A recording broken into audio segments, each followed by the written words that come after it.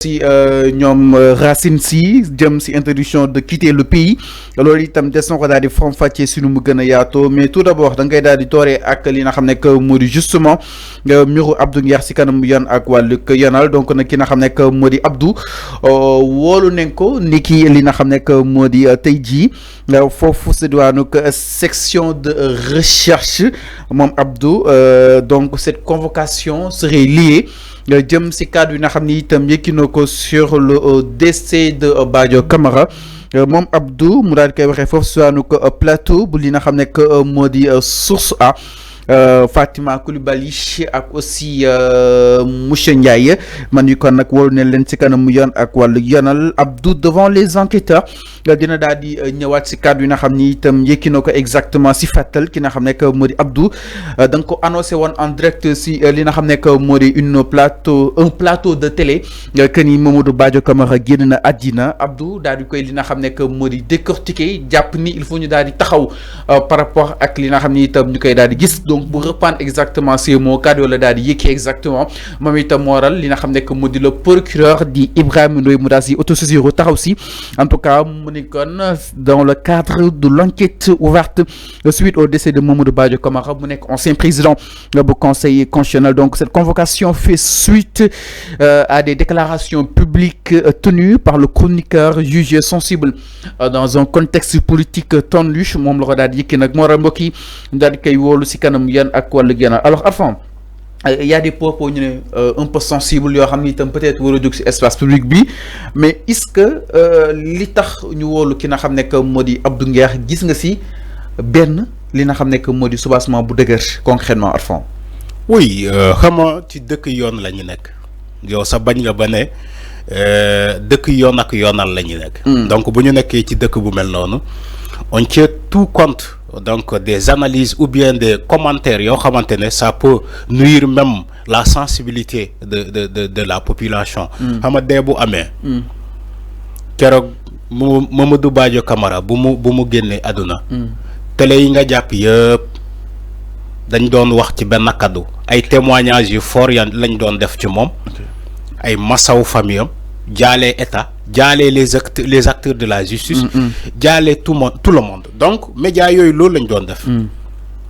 c'est-à-dire que dugguñu ki le fond du décès pour ne day bëri nañu di am liñ si teg c'est comme si yow tu veux même trouver un coupable qui le décès de Mamadou Badio Camara c'est ce que Abdou Nguer a essayé de dire en d'autres termes. xam nga boo taxawee ci plateau comme Abdou Nguer di naan way décès yi bëri na temps yi de di jéem a caricaturer même les décès là te yemul ci loolu à travers son commentaire tu peux voir même il essayait de trouver un coupable de dire aux Sénégalais autrement ni que dee aussi Mamadou Badio Camara c'est pas nekkul dee bu naturel man maa ko analyser noonu. C'est des questions Arfan. Non, Arfan. Les questions. Mais les questions.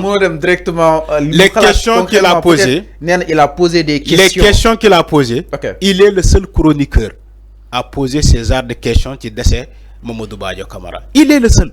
Mais Japon, il est libre dans tous les médias. Des fois, il est libre de ces questions. Dans tous les médias que tu as parcouru ce jour-là, Abdou Nguer, il est le seul à dire ces mots-là.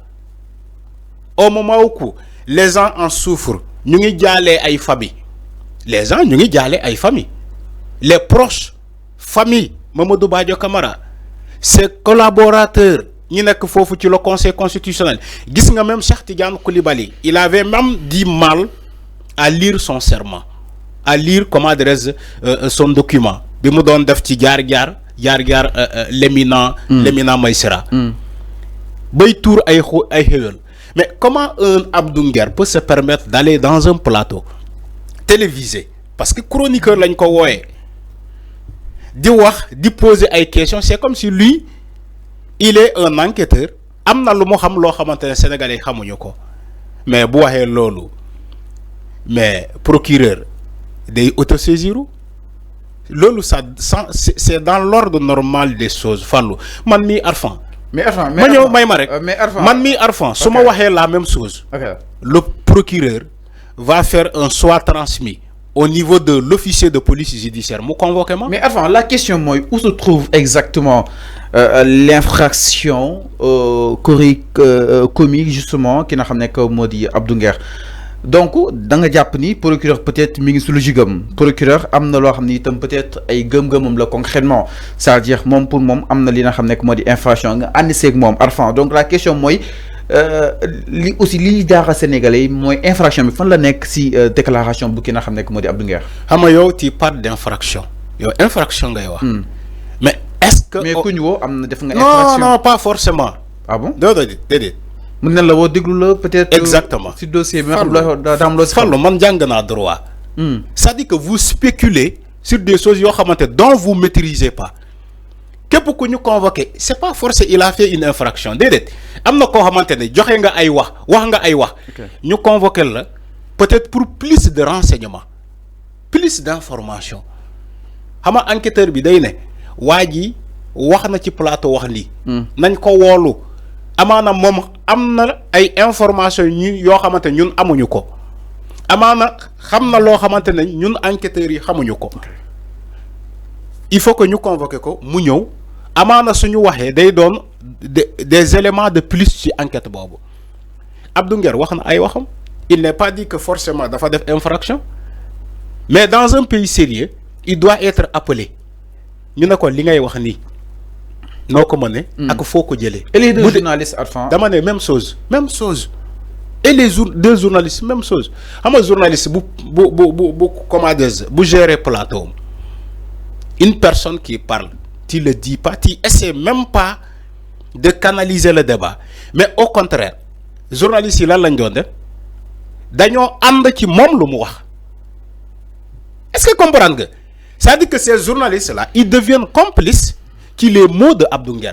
Ama Abdou Nguer buy wax ci plateau nga essayer di ko raisonner ne ko ah sëñ bi li ngay wax ni est-ce que war nga ko wax sëñ bi li ngay wax ni foo ko jëlee sëñ bi li ngay wax ni est-ce que mbaa buñ la nee tey kaay leeralal nii di nga ko mën a leeral xam nga loolu boo ko waxee ku lay seetaan day xam ni que yow àndoo ci analyse bu mu Abdou Nguer di wax mais bu fekkee yow nekk nga source A Abdou Nguer di wax ay waxam ngay jéem a même di ko jàppale ci lu mu wax léeg-léeg nga jàppale ko ci ay mots yàgg naa seetaan source A ils font ça chaque jour seetaan naa seen benn émission boo xamante ne dañoo jàppale Abdou Nguer moo am problème ak Serigne Niang ol que journalistes yi fa nekk ay neutre c'est-à-dire que arbitré nekk ci seen diggante mais ils ont balancé même le directeur qui était là-bas le directeur de source A qui est voilà Mamadou Ndiaye Omar Ndiaye xam nga même le directeur boobu au lieu que mu nekk neutre ci débat boobu mais il a basculé du côté Abdou Nguer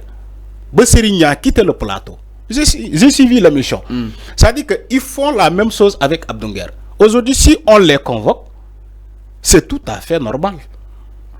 Alors, c'est tout à fait normal.